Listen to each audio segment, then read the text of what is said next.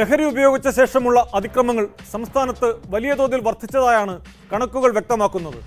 അമിതമായി ലഹരി ഉപയോഗിച്ചാൽ പിന്നീട് ചിലർക്ക് സ്വന്തം പെറ്റമ്മയെ കണ്ടാൽ പോലും മനസ്സിലാകില്ല. തിരുവനന്തപുരം വെഞ്ഞാറമൂട്ടിൽ ഒരു യുവാവ് ശ്രമിച്ചത് അമ്മയെ വീടിനുള്ളിലിട്ട് തീ കൊളുത്തി കൊല്ലാനാണ്. പ്രാണരക്ഷാർത്ഥം നിലവിളിച്ചുകൊണ്ടിറങ്ങി ഓടിയതുകൊണ്ട് മാത്രമാണ് വൃദ്ധയ്ക്ക് ജീവൻ രക്ഷിക്കാനായത്. നടുക്കമുണ്ടാക്കുന്ന ആ വാർത്തയിലേക്കാണ് പോലീസ് പട്രോൾ ആദ്യം. സ്വാഗതം.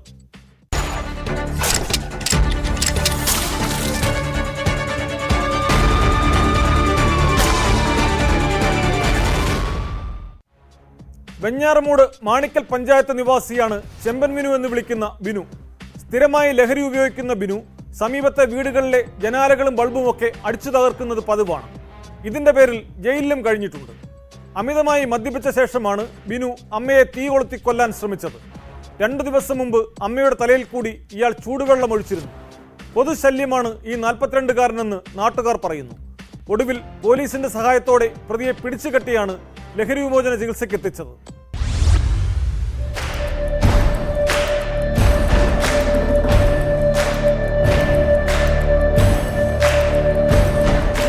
രാവിലെ 10 മണിയോടെയാണ് ബിനു മദ്യലഹരിയിൽ വീടിന് തീയിട്ടത്.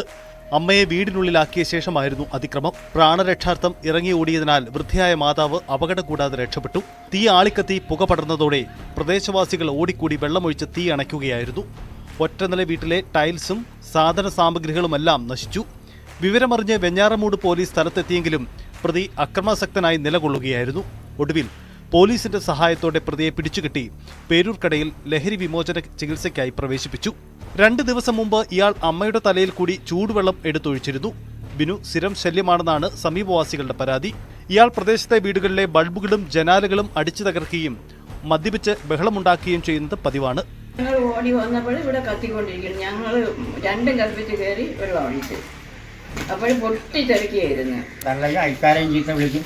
എല്ലാവരെയും ആളും തരുമൊന്നുമില്ല. എല്ലാവരെയും ചീത്ത വിളിക്കും. കാരണം ഉണ്ടെങ്കിൽ വിളിക്കും. കുപ്പിയും കൈ വെച്ചോണ്ട് ഞാൻ ഇപ്പം 100 അടിക്കും, ഇപ്പം 50 അടിക്കുമെന്ന് പറഞ്ഞുകൊണ്ട് എപ്പോഴും നടക്കും.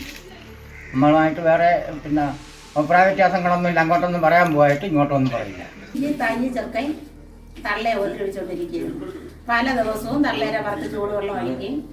പിന്നെ സിറ്റൗട്ടിൽ നിന്ന് പിടിച്ച് തള്ളയുടെയും കസേരയെടുത്ത് തലക്കടിക്കും. പല ഉപദ്രവങ്ങളും അവൻ ചെയ്തിട്ടുണ്ട്. അയൽവക്കത്ത് വീട്ടിലെ ട്യൂബിലും ബൾബൊക്കെ അടിച്ച് പൊട്ടിച്ചിട്ടുണ്ട്. പിടിച്ച് തള്ളിയിട്ട് തള്ളേരെ തലയൊക്കെ പൊട്ടി കഴിഞ്ഞിട്ടുണ്ട്. ഇതേപോലെ 2-3 നേരം അവനെ ആ ജയിലിൽ കൊണ്ടിട്ടിരുന്നു. ജയിലൊക്കെ കിടന്നതിന് തന്നെ ഇവിടെ സ്ഥിരം അവനെ പേടിച്ച് ഈ പരിസരവാസികൾ ആരും ഇങ്ങോട്ട് വരില്ല.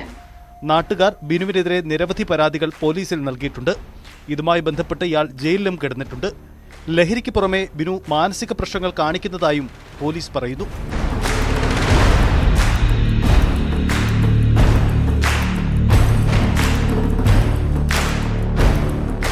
ന്യൂസ് 18 വെഞ്ഞാറമൂട്. മലപ്പുറം എടപ്പാൾ നീലിയാട് വിമുക്തഭടൻ മരിച്ച നിലയിൽ കണ്ടെത്തിയ സംഭവം കൊലപാതകമെന്ന് പോലീസ്. ഒളിവിൽ പോയ പ്രതിയെ കോഴിക്കോട് നിന്നും ചങ്ങരംകുളം പോലീസ് കസ്റ്റഡിയിലെടുത്തു. വേങ്ങശ്ശേരി സ്വദേശി ഗോവിന്ദൻകുട്ടിയുടെ മരണത്തിലാണ് പ്രതി റഫീഖിനെ നരഹത്യാക്കുറ്റം ചുമത്തി അറസ്റ്റ് ചെയ്തത്.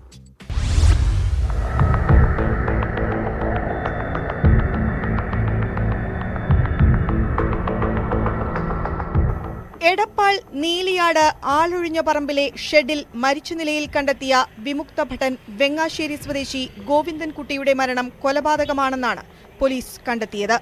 ഗോവിന്ദൻകുട്ടിയുടെ മരണത്തിന് ഏതാനും ദിവസം മുമ്പ് സുഹൃത്തുക്കളോടൊപ്പം മദ്യപിക്കുകയും ഒരാൾ ഗോവിന്ദൻകുട്ടിയെ മർദ്ദിക്കുകയും ചെയ്തതായി ബന്ധുക്കൾ ആരോപിച്ചിരുന്നു.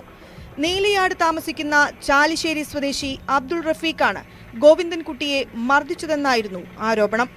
സംഭവശേഷം ഇയാൾ ഒളിവിൽ പോവുകയും ചെയ്തു. കഴിഞ്ഞ ദിവസം ചങ്ങരംകുളം പോലീസ് കോഴിക്കോട് നിന്നാണ് റഫീഖിനെ കസ്റ്റഡിയിലെടുത്തത്. ഈ മാസം 25-ന് ഗോവിന്ദൻകുട്ടിയും റഫീഖും തമ്മിൽ വാക്കുതർക്കവും കയ്യാങ്കളിയും നടന്നിരുന്നതായും 26-ന് പുലർച്ചെ റഫീഖ് ഗോവിന്ദൻകുട്ടി കിടക്കുന്ന ഷെഡിലെത്തി മർദ്ദിച്ചതായും മറ്റൊരു സുഹൃത്താണ് ബന്ധുക്കളെ അറിയിച്ചത്. ഗോവിന്ദൻകുട്ടിയുടെ മൃതദേഹം പോസ്റ്റ്മോർട്ടം നടത്തിയ പോലീസ് സർജനും ചില സംശയങ്ങൾ രേഖപ്പെടുത്തിയിരുന്നു. അന്വേഷണത്തിനൊടുവിലാണ് റഫീഖിനെ നരഹത്യാ കുറ്റം ചുമത്തി പോലീസ് അറസ്റ്റ് ചെയ്തത്. പ്രതിയെ സംഭവസ്ഥലത്തെത്തിച്ച് പോലീസ് സർജന്റെ നേതൃത്വത്തിൽ തെളിവെടുപ്പ് നടത്തി.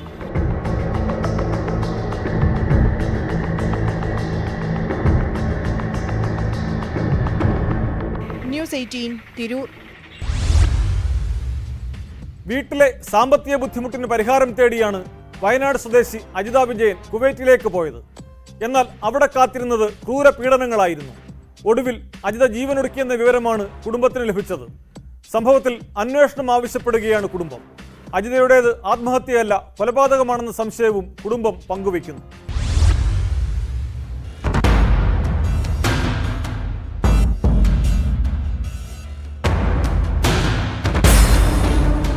കൃത്യമായി ഭക്ഷണമില്ല, വിശപ്പകറ്റാൻ പൈപ്പ് വെള്ളം മാത്രം. തൊഴിലുടമ സ്ഥിരമായി മർദ്ദിക്കും. ഒരു തവണ മണിക്കൂറുകളോളം വാഹനത്തിനുള്ളിൽ പൂട്ടിയിട്ടു. വീട്ടുടമയുടെ മർദ്ദനമേറ്റ് താടിയെല്ലിന് പരിക്കേറ്റിട്ടുണ്ട്. കുവൈത്തിൽ ദുരൂഹ സാഹചര്യത്തിൽ മരിച്ച അജിത മരണത്തിന് ദിവസങ്ങൾക്ക് മുൻപ് ബന്ധുവിനോടും സുഹൃത്തിനോടും പറഞ്ഞ കാര്യങ്ങളാണിത്. വീട്ടിലുള്ളവരെ വിഷമിപ്പിക്കേണ്ട എന്ന് കരുതി ഒന്നും അറിയിച്ചിരുന്നില്ല. മെയ് 15-ന് അവസാനമായി വിളിച്ചപ്പോൾ നാട്ടിലേക്ക് വരാനുള്ള കാര്യങ്ങൾ റെഡിയായിക്കൊണ്ടിരിക്കുകയാണെന്നും അവർ പറഞ്ഞു. ഓഫീസുകാരുമായിട്ട് സംസാരിച്ചപ്പോൾ ഇവർ പറയുന്നത് 3.5 ലക്ഷം രൂപ കൊടുത്തിട്ട് ഇവിടുന്ന് പോകാൻ പറ്റുള്ളൂ, അത് അവർ കൊണ്ടാക്കൂല, അവിടുന്ന് വന്നിട്ട് പൈസ കൊടുത്തിട്ട് കൊണ്ടുപോയിക്കോളാൻ. അവർ പറയുന്നു 2 ലക്ഷമേ തന്നിട്ടുള്ളൂ, പിന്നെ ബാക്കി 1.5 ലക്ഷം എവിടുന്ന് എടുത്ത് കൊടുക്കാനാണ്. അവരിപ്പോൾ എന്നെ ഉപദ്രവിക്കാനൊക്കെ തുടങ്ങി. പിന്നെ തലക്കിട്ടിരിക്കുക, കുത്തുക, പിന്നെ ഉന്തി മറിച്ചിടുക, ഇതൊക്കെ അവരുടെ പരിപാടികളപ്പോൾ. എന്നാൽ അവിടെ ജോലി ചെയ്തിരുന്ന വീട്ടിൽ അജിതയെ തൂങ്ങി മരിച്ച നിലയിൽ കണ്ടെത്തിയതായി 19-ന് ബന്ധുക്കൾക്ക് വിവരം ലഭിക്കുകയായിരുന്നു. വയനാട് കാക്കവയൽ ആട്ടക്കര വീട്ടിൽ വിജയന്റെ ഭാര്യയായ അജിത 6 മാസം മുമ്പാണ് കുവൈറ്റിലേക്ക് പോയത്. കൊടിയ മർദ്ദനം കാരണം നിലവിൽ ജോലി ചെയ്യുന്ന വീട്ടിൽ നിന്ന് മാറണമെന്ന് കുവൈറ്റിലേക്ക് കൊണ്ടുപോയ ഏജൻസിയോട് അജിത ആവശ്യപ്പെട്ടിരുന്നു. പക്ഷേ അവർ വീട്ടുടമയുടെ മകളുടെ വീട്ടിലേക്കാണ് കൊണ്ടുപോയത്. ഏജൻസി കൃത്യമായി ഇടപെട്ടിരുന്നെങ്കിൽ അജിത മരിക്കില്ലായിരുന്നുവെന്ന് കുടുംബം പറയുന്നു. അജിതയെ അപായപ്പെടുത്തിയതാണെന്നും ഇവർ സംശയിക്കുന്നു. അമ്മയുടെ കൂടെ പോയ ഒരു ചേച്ചി ഉണ്ട്. ആ ചേച്ചി അമ്മയായിട്ട് നല്ല കൂട്ടായിരുന്നു. അപ്പം ആ ചേച്ചിനോടാണ് അമ്മ എല്ലാ കാര്യങ്ങളും, അവിടുത്തെ പ്രശ്നങ്ങളെല്ലാം പറയുന്നത്. അതായത് ഇന്ന പ്രശ്നങ്ങളുണ്ട്, അതായത് വീട്ടിൽ തൊട്ടേനും പിടിച്ചേനൊക്കെ അമ്മേനെ അവർ തല്ലും. പിന്നെ ഭക്ഷണം കൊടുക്കുന്ന ഒരു ദിവസം ഒരു ആപ്പിൾ മാത്രമാണ് കൊടുക്കുന്നത്. അതിൽ കൂടുതലൊന്നും അമ്മ കഴിക്കാൻ കൊടുത്തിട്ടില്ല, അമ്മയ്ക്ക് കൊടുത്തിട്ടില്ല. അപ്പോൾ കൂടുതൽ വിശപ്പ് എന്തെങ്കിലും വന്നാലും അമ്മ അവിടുത്തെ പൈപ്പിലെ വെള്ളം കുടിച്ചിട്ടാണ് നിന്നിരുന്നതെന്നൊക്കെ ആ ചേച്ചീൻ്റെ അടുത്ത് പറഞ്ഞിട്ടുണ്ട്. ആ ചേച്ചി നമുക്ക് എന്തായിട്ടുണ്ട്, ആ വോയിസ് ഒക്കെ നമുക്ക് ഫോർവേഡ് ചെയ്ത് തന്നിട്ടുണ്ട്. അപ്പോൾ ആ വോയിസ് ഒക്കെ നമുക്ക് കിട്ടിയപ്പോഴാണ് അവിടെ ഇത്രയും പ്രശ്നങ്ങൾ നമ്മളുണ്ട് എന്നുള്ള കാര്യം അറിയുന്നത്. മരണത്തിൽ ദുരൂഹതയുണ്ട് എന്നാരോപിച്ച് ഭർത്താവ് വിജയനും മക്കളും മുഖ്യമന്ത്രി ഉൾപ്പെടെയുള്ളവർക്ക് പരാതി നൽകി. അജിതയുടെ സാധനങ്ങൾ ഇനിയും ഇവർക്ക് തിരികെ ലഭിച്ചിട്ടില്ല. 21-നാണ് അജിതയുടെ മൃതദേഹം നാട്ടിലെത്തിച്ച് സംസ്കരിച്ചത്. വീട്ടിലെ സാമ്പത്തിക ബാധ്യത തീർക്കാൻ എറണാകുളത്തെ ഏജൻസി വഴിയാണ് അജിത കുവൈറ്റിലെ സുലൈബിയയിലേക്ക് വീട്ടുജോലിക്കായി പോയത്. ഏപ്രിലിൽ സ്പോൺസർമാരുമായി ചില പ്രശ്നങ്ങളും തർക്കങ്ങളും ഉണ്ടായതായി ഏജൻസിയിൽ നിന്ന് അറിയിച്ചിരുന്നതായും ബന്ധുക്കൾ വ്യക്തമാക്കി.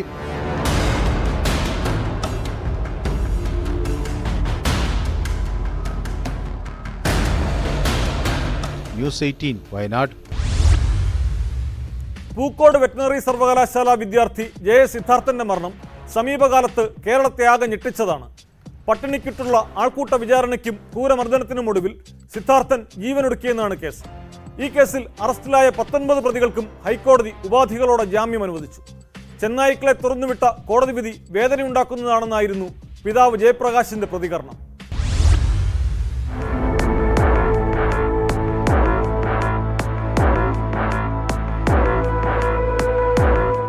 കേസിൽ അറസ്റ്റിലായ 19 പേർക്കാണ് ഹൈക്കോടതി ഉപാധികളോടെ ജാമ്യം അനുവദിച്ചത്. കേസ് അവസാനിക്കുന്നതുവരെ പ്രതികൾ വയനാട് ജില്ലയിൽ പ്രവേശിക്കരുതെന്നും സംസ്ഥാനം വിട്ടു പോകരുതെന്നും കോടതി ഉത്തരവിട്ടു. പാസ്പോർട്ട് സമർപ്പിക്കണം. ജസ്റ്റിസ് CS ഡയസാണ് പ്രതികൾക്ക് ജാമ്യം അനുവദിച്ചത്. പ്രതികൾക്ക് ജാമ്യം അനുവദിച്ചാൽ സാക്ഷികളെ സ്വാധീനിക്കാൻ സാധ്യതയുണ്ടെന്ന് CBI വാദിച്ചെങ്കിലും കോടതി അത് തള്ളി. കേസിൽ കക്ഷി ചേർന്ന മാതാവ് ഷീബ പ്രതികളുടെ ജാമ്യാപേക്ഷയെ എതിർത്തിരുന്നു. സിദ്ധാർത്ഥന്റെ മരണകാരണം ഇപ്പോഴും വ്യക്തമല്ലെന്നും CBI സമർപ്പിച്ച അന്തിമ റിപ്പോർട്ടിൽ പ്രതികളുടെ പങ്ക് വ്യക്തമാണ് എന്നുമായിരുന്നു മാതാവിന്റെ ഹർജിയിൽ ചൂണ്ടിക്കാട്ടിയത്. പ്രതികൾക്ക് ജാമ്യം അനുവദിച്ചതിനോട് വൈകാരികമായാണ് കുടുംബത്തിന്റെ പ്രതികരണം.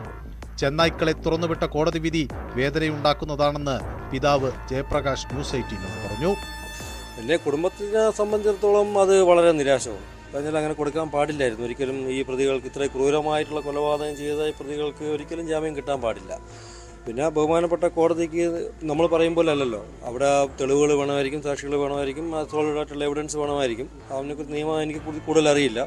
നമ്മളെ വ്യക്തിപരമായിട്ട് എൻ്റെ കുടുംബപരമായിട്ട് പറഞ്ഞു കഴിഞ്ഞാൽ ഇത് വളരെ നിരാശയാണ് ഇങ്ങനെ ഒരു ജാമ്യം കൊടുത്തത്. പിന്നെ അത് പറയണ ഈ കേസ് CBIയുടെ കയ്യിലെത്തി. CBI ആണ് ഇതിനെ എതിർത്തത്, ശരിയാ. CBIയുടെ കയ്യിൽ എത്തിയപ്പോൾ തന്നെ ഈ കേസ് ഒന്ന് നശിപ്പിച്ച് ഏതൊക്കെ രീതിയിൽ നശിപ്പിക്കാമോ ആ രീതിയിലെല്ലാം നശിപ്പിച്ചിട്ടാണ് സ്റ്റേറ്റ് ഗവൺമെൻറ് CBIയുടെ കയ്യിൽ കൊടുത്തത്. കഴിഞ്ഞ ഫെബ്രുവരി 18-നാണ് സിദ്ധാർത്ഥനെ ഹോസ്റ്റലിലെ കുളിമുറിയിൽ തൂങ്ങി മരിച്ച നിലയിൽ കണ്ടെത്തിയത്. പ്രതികൾ പരസ്യ വിചാരണ നടത്തുകയും മർദ്ദിക്കുകയും ചെയ്തതിനെ തുടർന്ന് ആത്മഹത്യ ചെയ്തെന്നാണ് കേസ്. ആത്മഹത്യാ പ്രേരണ, റാഗിംഗ് തുടങ്ങിയ കുറ്റങ്ങളാണ് പ്രതികൾക്കെതിരെ ചുമത്തിയിരുന്നത്. കേസിൽ അന്തിമ റിപ്പോർട്ട് നൽകിയത് ചൂണ്ടിക്കാട്ടിയാണ് പ്രതികൾ ജാമ്യാപേക്ഷ സമർപ്പിച്ചത്. വിദ്യാർത്ഥികളായതിനാൽ തുടർ പഠനത്തിന് അവസരമൊരുക്കണമെന്നും ജാമ്യാപേക്ഷയിൽ പറഞ്ഞിരുന്നു. കൽപ്പറ്റ സെഷൻസ് കോടതി ജാമ്യഹർജി തള്ളിയതിനെ തുടർന്നാണ് പ്രതികൾ ഹൈക്കോടതി സമീപിച്ചത്.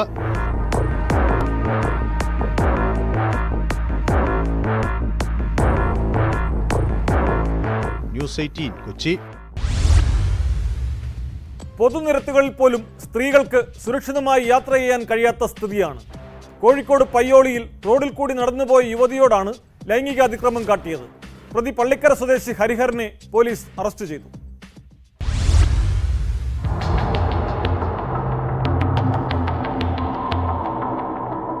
കഴിഞ്ഞ ദിവസമാണ് കേസിനാസ്പദമായ സംഭവം. പയ്യോളി IPC റോഡിലൂടെ നടന്നു പോവുകയായിരുന്ന യുവതിക്ക് നേരെയാണ് അതിക്രമം ഉണ്ടായത്. യുവതി നൽകിയ പരാതിയുടെ അടിസ്ഥാനത്തിൽ പയ്യോളി പോലീസ് നടത്തിയ അന്വേഷണത്തിലാണ് പ്രതി പള്ളിക്കര സ്വദേശി ഹരിഹരനെ കസ്റ്റഡിയിലെടുത്തത്. ചോദ്യം ചെയ്യലിൽ ഇയാൾ കുറ്റം സമ്മതിച്ചതോടെ അറസ്റ്റ് രേഖപ്പെടുത്തി. സംഭവത്തിന് ശേഷം കടന്നുകളഞ്ഞ പ്രതിയെ നിരവധി CCTV ദൃശ്യങ്ങൾ പരിശോധിച്ചാണ് തിരിച്ചറിഞ്ഞത്. യുവതിയും പ്രതിയെ തിരിച്ചറിഞ്ഞതായി പോലീസ് വ്യക്തമാക്കി. SI A. അൻവർ ഷായുടെ നേതൃത്വത്തിലുള്ള പോലീസ് സംഘമാണ് പ്രതിയെ അറസ്റ്റ് ചെയ്തത്. ഇയാളെ കോടതിയിൽ ഹാജരാക്കി.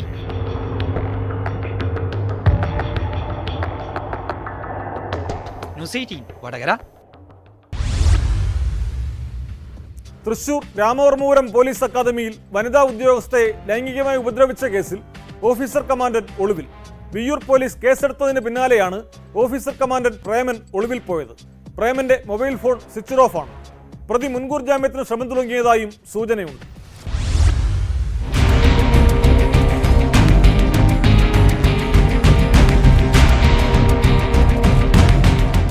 ഈ മാസം 18, 22 തീയതികളിലായിരുന്നു സംഭവം. ജോലി കഴിഞ്ഞ വൈകിട്ട് 6 മണിയോടെ രാമവർമ്മപുരത്തെ ഓഫീസിൽ നിന്നും മടങ്ങിയ വനിതാ ഹവീൽദാറെ Kerala police academy officer commander Preman തിരികെ ഓഫീസിലേക്ക് വിളിച്ചു. ശേഷം ലൈംഗിക അതിക്രമത്തിന് ഇരയാക്കിയെന്നും പരാതിയിൽ പറയുന്നുണ്ട്. ഈ വിവരം സഹപ്രവർത്തകയോട് പറഞ്ഞു. വനിതാ ഉദ്യോഗസ്ഥയുടെ പരാതിയിൽ ആഭ്യന്തര അന്വേഷണ സമിതി അന്വേഷണം നടത്തി. പരാതിയിൽ കഴമ്പുണ്ടെന്ന് കണ്ടെത്തി. റിപ്പോർട്ട് കൈമാറി. ഉദ്യോഗസ്ഥരെതിരെ കടുത്ത നടപടി വേണമെന്നും അക്കാദമിയിൽ തുടരാനാകില്ലെന്നും മാനസികമായി ഏറെ പ്രയാസത്തിലാണെന്നും ഉദ്യോഗസ്ഥ അക്കാദമി ഡയറക്ടർ ADGP P. വിജയനെ അറിയിച്ചു. തുടർന്ന് അക്കാദമി ഡയറക്ടർ പ്രേമനെ സസ്പെൻഡ് ചെയ്തു. സസ്പെൻഷന് പുറമെ വകുപ്പ് തല നടപടികൾക്കും സാധ്യതയുണ്ട്. ഉദ്യോഗസ്ഥയുടെ പരാതി കൈമാറിയതനുസരിച്ച് വിയ്യൂർ പോലീസ് പ്രേമനെതിരെ കേസ് രജിസ്റ്റർ ചെയ്തു. പരാതിക്കാരിയിൽ നിന്നും പരാതി രേഖാമൂലം എഴുതി വാങ്ങി. പോലീസിന്റെ അന്വേഷണത്തെ തുടർന്ന് ഒളിവിലായ പ്രേമന്റെ ഫോൺ സ്വിച്ച് ഓഫ് ചെയ്ത നിലയിലാണ്. പോലീസ് അന്വേഷണം ഊർജിതമായി തന്നെ നടക്കുന്നുണ്ട്. അതിനിടെ പ്രതി മുൻകൂർ ജാമ്യത്തിനായി ശ്രമം തുടങ്ങിയെന്നും സൂചനയുണ്ട്.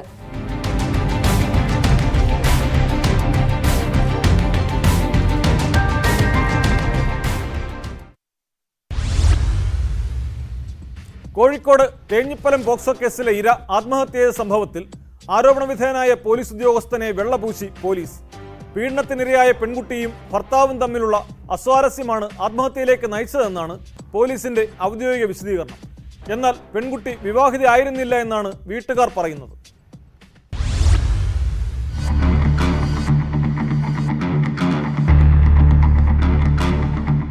ഇരയെ സമൂഹമധ്യത്തിൽ അധിക്ഷേപിക്കുകയും യൂണിഫോമിൽ മൊഴിയെടുക്കാനെത്തി മാനസിക സമ്മർദ്ദം ചെലുത്തുകയും ചെയ്ത അന്വേഷണ ഉദ്യോഗസ്ഥനാണ് ആത്മഹത്യയ്ക്ക് ഉത്തരവാദിയെന്നും ഇയാൾക്കെതിരെ നടപടി വേണമെന്നും ആവശ്യപ്പെട്ട സാമൂഹ്യ പ്രവർത്തകൻ നൌഷാദ് തക്കയിൽ DGPക്ക് നിവേദനം നൽകിയിരുന്നു.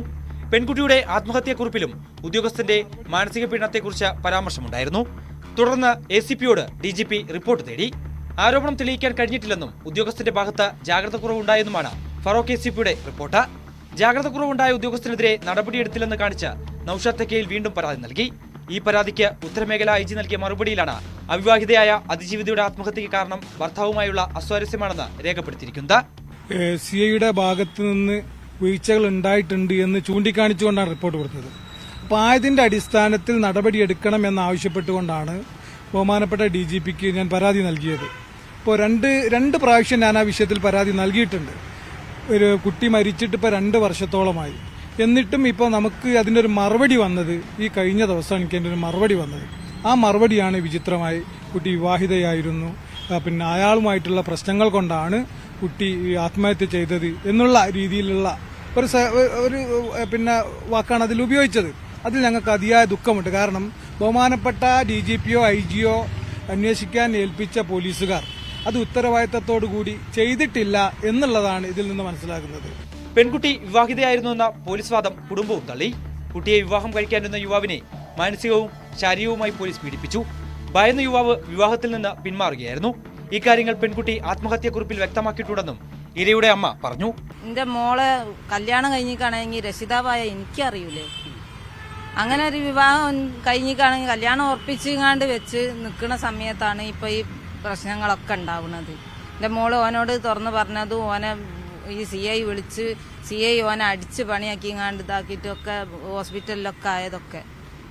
അപ്പോൾ ആ സമയത്തൊക്കെ ഓനെ വിളിച്ചിങ്ങാണ്ട് വരെ പോലീസ് സ്റ്റേഷനിൽ ഓനെ അടിച്ചിങ്ങാണ്ട് ഭീഷണിപ്പെടുത്തി ഓളെ കല്യാണം കഴിക്കാൻ സമ്മതിക്കൂല അങ്ങനെ അറിഞ്ഞാണ്ട് ഒരുപാട് പ്രശ്നങ്ങൾ ഉണ്ടായിരുന്നു. ഇതൊക്കെ നാട്ടുകാർക്ക് മുഴുവനും ബോധ്യപ്പെട്ട കാര്യമാണ് ചാനലിലൊക്കെ വന്നിട്ടൊക്കെ. എന്നിട്ടും പിന്നെ എന്തിനാണ് ഇപ്പൊ ഇങ്ങനെയൊക്കെ പറഞ്ഞുണ്ടാക്കണത്? പോക്സോ കേസിലെ 2 പ്രതികളെ തെളിവില്ലെന്ന കാരണത്താൽ കോടതി നേരത്തെ വിട്ടയച്ചിരുന്നു. ഇതിനെതിരെ അപ്പീൽ പോകാനുള്ള ഒരുക്കത്തിലാണ് കുടുംബം.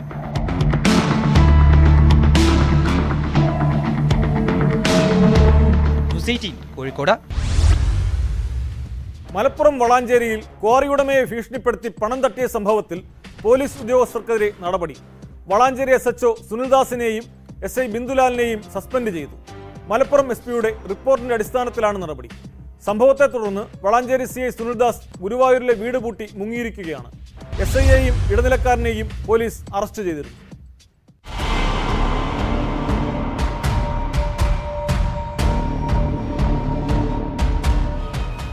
ക്വാറിയുടമ തിരൂർ മുത്തൂർ സ്വദേശി നിസാറിനെ ഭീഷണിപ്പെടുത്തി 22 ലക്ഷം രൂപ തട്ടിയ കേസിലെ പ്രതിയായ വളാഞ്ചേരി പോലീസ് ഇൻസ്പെക്ടർ സുനിൽദാസ് ഗുരുവായൂരിലെ വീട് പൂട്ടി മുങ്ങിയതായാണ് പോലീസ് പറയുന്നത്. വളാഞ്ചേരിയിൽ നിന്ന് ഒരു ദിവസത്തെ ലീവിൽ പോയതായിരുന്നു സുനിൽദാസ്. ഇയാളെ കണ്ടെത്താനുള്ള അന്വേഷണം തുടരുകയാണെന്ന് പോലീസ് അറിയിച്ചു. പാറമടയിൽ ഉപയോഗിക്കാൻ കൊണ്ടുവന്ന സ്ഫോടക വസ്തു പിടിച്ചെടുത്ത സംഭവവുമായി ബന്ധപ്പെട്ട് നിസാറിനെ നേരത്തെ സുനിൽദാസും ബിന്ദുലാലും ചേർന്ന സംഘം അറസ്റ്റ് ചെയ്തിരുന്നു. നിസാറിനെ റിമാൻഡ് ചെയ്യുമെന്നും ഭൂവുടമകളെയും പ്രതികളാക്കുമെന്നും പറഞ്ഞ് ഭീഷണിപ്പെടുത്തി നിസാർ മുഖേന 22 ലക്ഷം തട്ടിയെന്നാണ് കേസ്. SI 10 ലക്ഷവും CI 8 ലക്ഷവും ഇടനിലക്കാരൻ അസൈനാർ 4 ലക്ഷവും തട്ടിയെടുത്തതായി FIRൽ പറയുന്നു. മലപ്പുറം ജില്ലാ പോലീസ് മേധാവി S ശശിധരന് ലഭിച്ച രഹസ്യ വിവരത്തെ തുടർന്നാണ് അന്വേഷണം നടത്തിയത്. SPയുടെ റിപ്പോർട്ടിന്റെ അടിസ്ഥാനത്തിൽ SHO സുനിൽദാസിനെയും SI ബിന്ദുലാലിനെയും സസ്പെൻഡ് ചെയ്തിട്ടുണ്ട്. മുമ്പ് നിരവധി ഹവാല കേസുകളിലും കൊലപാതക കേസുകളിലും വളാഞ്ചേരി പോലീസ് അന്വേഷണ മികവ് കാട്ടിയിട്ടുണ്ട്. വിനോദ് കുമാർ കൊലപാതകം, ലക്ഷ്മിക്കുട്ടിയമ്മ കൊലപാതകം തുടങ്ങിയ കേസുകളിൽ മണിക്കൂറുകൾക്കുള്ളിലാണ് പോലീസ് പ്രതികളെ കണ്ടെത്തിയതും നടപടിയെടുത്തതും. എന്നാൽ കൈക്കൂലി കേസിൽ CIയും SIയും പ്രതികളായതോടെ മുമ്പത്തെ ഉദ്യോഗസ്ഥരുണ്ടാക്കിയ പ്രതിച്ഛായ പൂർണ്ണമായി തകർന്നിരിക്കുകയാണ്.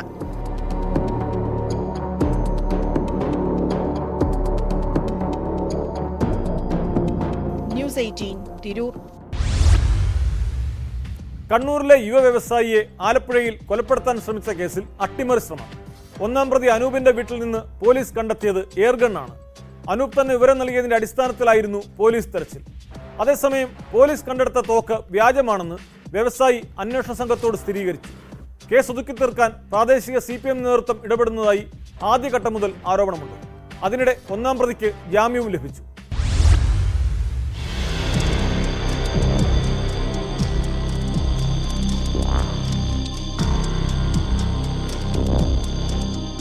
തുടക്കം മുതൽ രാഷ്ട്രീയ ഇടപെടൽ ശക്തമായ കേസാണ് യുവ വ്യവസായിയെ ആലപ്പുഴയിൽ തോക്കുപയോഗിച്ച് കൊലപ്പെടുത്താൻ ശ്രമിച്ച സംഭവം.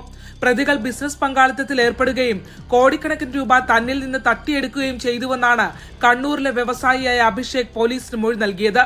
നടുറോട്ടിൽ തോക്കു ചൂണ്ടി കൊലവിളി നടത്തിയ സംഭവത്തിൽ പ്രാഥമിക ഘട്ടത്തിൽ കേസെടുക്കാൻ മാരാരിക്കുളം പോലീസ് വിമുഖത കാട്ടിയത് മുതൽ തുടങ്ങുന്നു അട്ടിമറി ശ്രമം. അന്വേഷണത്തിലെ നിർണായകമായ ആദ്യ ദിവസങ്ങൾ പോലീസ് അനാസ്ഥ മൂലം നഷ്ടമായ കേസിൽ പട്ടണക്കാട് SHOയ്ക്ക് അധിക ദൂരം മുന്നോട്ടു പോകാൻ കഴിയുന്നില്ല എന്നതാണ് വസ്തുത. കൃത്യത്തിന് ഉപയോഗിച്ചുവെന്ന പ്രതികൾ പറഞ്ഞ തോക്ക് പോലീസ് കണ്ടെത്തിയെങ്കിലും യഥാർത്ഥ തോക്കിന് പകരം എയർഗൺ നൽകി കബളിപ്പിക്കുകയാണെന്നാണ് അന്വേഷണ സംഘത്തിന്റെയും പരാതിക്കാരന്റെയും കണക്കുകൂട്ടൽ. തനിക്ക് നേരെ പ്രതികളായ അനൂപും മനോജും ചൂണ്ടിയ തോക്ക് എയർഗൺ അല്ലെന്നും യഥാർത്ഥ തോക്കാണെന്നും നിലവിൽ പോലീസ് കണ്ടെത്തിയ എയർഗൺ വ്യാജമാണെന്നും പരാതിക്കാരനായ വ്യവസായി ന്യൂസ് 18നോട് പറഞ്ഞു. ഈ തോക്കല്ല ഞാൻ ഇപ്പൊ കാണിച്ച തോക്ക് എന്താ വ്യത്യാസം? എന്താ കാണിച്ച തോക്കിന്റെ വ്യത്യാസം എന്ന് വെച്ചാൽ അതിന്റെ ബാക്കിൽ അത് നമ്മൾ അന്ന് ഉണ്ടാക്കുന്നത് കളറിന്റെ ലൈറ്റ് ശരിക്കും നമുക്ക് കണ്ടിട്ടുണ്ടാകും. കാരണം വൈറ്റ് കളർ ലൈറ്റ് ആണ് അല്ലേ, ബ്രൈറ്റ് ലൈറ്റ് ആണ്. ഇത് ബ്ലാക്ക് ഇങ്ങനെ എന്താ പറയാ ഗ്ലോസി കളർ ബ്ലാക്ക്, നല്ല ഫുൾ തിളങ്ങുന്ന ബ്ലാക്ക്. ഇത് പക്ഷെ എന്താ പറയാ സ്റ്റേജ് ഒക്കെ പോയിട്ടുള്ള സാധനം. പിടിയുടെ സൈഡില് ചെറിയൊരു വളവുണ്ടായിരുന്നു. ഇതിപ്പോ കാണിച്ചത് സ്ട്രൈറ്റ് ആയിട്ടുള്ള ഒരു വളമില്ലാത്ത പോലെ. കേസിന്റെ ഗൗരവം കുറക്കാനും തോക്കിന്റെ കാര്യത്തിൽ കൂടുതൽ അന്വേഷണം മുന്നോട്ടു പോകാതിരിക്കാനും പോലീസുമായി ചേർന്ന പ്രാദേശിക CPM നേതൃത്വം പ്രതികൾക്കായി ഇടപെടുന്നുവെന്ന ആരോപണം ശക്തമാണ്. കേസിൽ പ്രതികളുമായി തുടക്കം മുതൽ ബന്ധപ്പെട്ട CPIM Kanjikuzhi area secretary Radhakrishnan, local committee secretary Hebin Das എന്നിവരെ അന്വേഷണ സംഘം ചോദ്യം ചെയ്തിരുന്നു. സാമ്പത്തിക ശേഷി അധികമില്ലാത്ത പ്രതികൾക്ക് കണ്ണൂരിലെ വ്യവസായിയുമായി ചേർന്ന് കോടികളുടെ ബിസിനസ് പങ്കാളിത്തം ആരംഭിക്കാൻ പണം മുടക്കിയതിന് പിന്നിൽ കഞ്ഞിക്കുഴിയിലെ CPM നേതാക്കന്മാരാണെന്ന ആരോപണമുണ്ട്. വിവാദ കേസിൽ ഏരിയ സെക്രട്ടറിയെയും ലോക്കൽ കമ്മിറ്റി സെക്രട്ടറിയെയും ചോദ്യം ചെയ്തിട്ടും ജില്ലയിലെ പാർട്ടി നേതൃത്വം മൗനം പാലിക്കുകയാണ്. CPMനുള്ളിൽ പൊട്ടിത്തെറി നിലനിൽക്കുന്ന ജില്ലയിൽ തോക്ക് വിവാദം കത്തിപ്പടരുകയാണ്.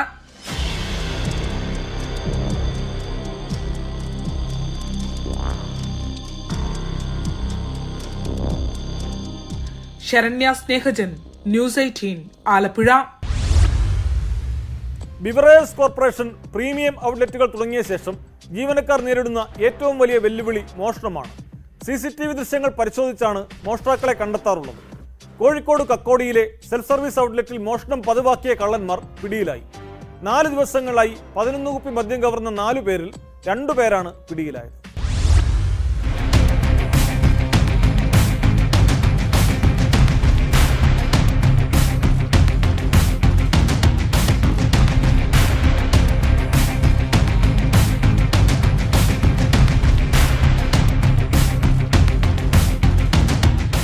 എടവനക്കുഴി കോളനി സ്വദേശികളായ മുഹമ്മദ് ആസിഫ്, സച്ചിൻ പ്രഭാകരൻ എന്നിവരാണ് പിടിയിലായത്. അവധിയിലായിരുന്ന ബിവറേജ് ഔട്ട്ലെറ്റ് മാനേജർ ജോലിയിൽ തിരികെ എത്തി കണക്കെടുത്തപ്പോഴാണ് കുപ്പികളുടെ കുറവ് കണ്ടെത്തിയത്. ജീവനക്കാരുടെ സഹായത്തോടെ CCTV ദൃശ്യങ്ങൾ പരിശോധിച്ചപ്പോൾ മോഷണമാണെന്ന് വ്യക്തമായി. മെയ് 16, 19, 24, 25 തീയതികളിലായിരുന്നു മോഷണം. തിരക്കുള്ള വൈകിട്ട് 3-നും 5-നും ഇടയ്ക്കുള്ള സമയത്തും 8-നും 9-നും ഇടയ്ക്കുമായിരുന്നു കുപ്പി മോഷണമെന്നും ദൃശ്യങ്ങൾ വ്യക്തമാക്കുന്നു.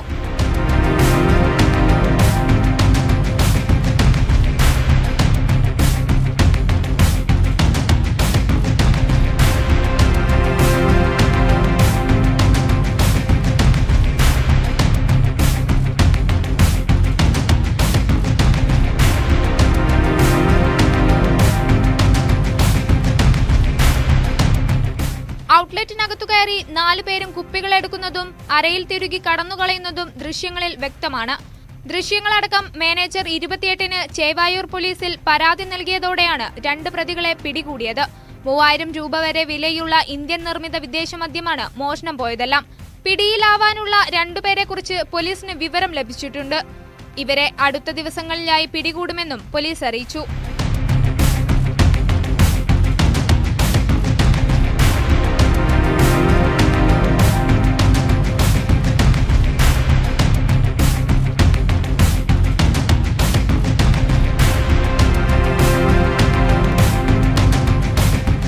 ന്യൂസ് 18 കോഴിക്കോട്. കുറ്റകൃത്യങ്ങളുടെ മറ്റു ചില വാർത്തകൾ ഇനി ചുരുക്കത്തിൽ. ഭക്ഷ്യവിഷബാധ ആരോപിച്ച് ആലപ്പുഴയിൽ പോലീസുകാരൻ ഹോട്ടൽ അടിച്ചു തകർത്തു. ചങ്ങനാശ്ശേരി പോലീസ് സ്റ്റേഷനിലെ CPO ജോസഫാണ് ആക്രമണം നടത്തിയത്. പത്തനംതിട്ടയിൽ 14-കാരിയെ പീഡിപ്പിച്ച പ്രതിക്ക് 33 വർഷം കഠിന തടവും 2,20,000 രൂപ പിഴയും. അടൂർ കളത്തട്ട് സ്വദേശി വിധു കൃഷ്ണനെയാണ് പത്തനംതിട്ട പോക്സോ കോടതി ശിക്ഷിച്ചത്. മാവേലി സ്റ്റോറിലെ അഴിമതിയുമായി ബന്ധപ്പെട്ട കേസിൽ മാനേജർക്ക് 4 വർഷം കഠിന തടവും 4 ലക്ഷം രൂപ പിഴയും. ചെങ്ങന്നൂർ അരീക്കര മാവേലി സ്റ്റോറിൽ ക്രമക്കേട് കാണിച്ച മാനേജർ R മണിയെയാണ് കോട്ടയം വിജിലൻസ് കോടതി ശിക്ഷിച്ചത്. കണ്ണൂർ വിമാനത്താവളം വഴിയുള്ള സ്വർണ്ണക്കടത്തിൽ ഒരു എയർ ഇന്ത്യ ജീവനക്കാരൻ കൂടി അറസ്റ്റിൽ. തില്ലങ്കേരി സ്വദേശി സുഹൈലിനെയാണ് അറസ്റ്റ് ചെയ്തത്. കഴിഞ്ഞ ദിവസം ക്യാബിൻ ക്രൂ സുരഭി ഖത്തൂൺ അറസ്റ്റിലായിരുന്നു. ലൈംഗിക പീഡനക്കേസിൽ അറസ്റ്റിലായ പ്രജ്വൽ രേവണ്ണ MP-യെ കസ്റ്റഡിയിൽ വിട്ട് കോടതി. പ്രജ്വലിനെ അറസ്റ്റ് ചെയ്തത് ജർമ്മനിയിൽ നിന്ന് മടങ്ങിയെത്തിയപ്പോൾ. റോഡിൽ ചിലർ കാണിക്കുന്ന അശ്രദ്ധ പലപ്പോഴും നിരപരാധികളുടെ ജീവനാണ് കവരുന്നത്. ആലുവയിലുണ്ടായ ഒരു അപകടം അതിനുദാഹരണമാണ്. ഓട്ടോറിക്ഷ കെട്ടിവലിച്ചുകൊണ്ട് പോകുന്നതിനിടെ കയർ കഴുത്തിൽ കുരുങ്ങി ബൈക്ക് യാത്രക്കാരന് ദാരുണാന്ത്യം. കുന്നുകര സ്വദേശി ഫഹദാണ് മരിച്ചത്. ഓട്ടോകളെ ബന്ധിപ്പിച്ച കയർ കഴുത്തിൽ കുരുങ്ങി റോഡിലേക്ക് തെറിച്ചു വീണാണ് യുവാവ് മരിച്ചത്. ഓട്ടോ ഡ്രൈവർക്കെതിരെ പോലീസ് മനഃപൂർവ്വമല്ലാത്ത നരഹത്യ, അലക്ഷ്യമായി വാഹനമോടിച്ച് അപകടമുണ്ടാക്കൽ എന്നീ വകുപ്പുകൾ പ്രകാരം കേസെടുത്തിട്ടുണ്ട്. ഇന്നത്തെ പോലീസ് പട്രോൾ പൂർത്തിയാകുന്നു. നമസ്കാരം.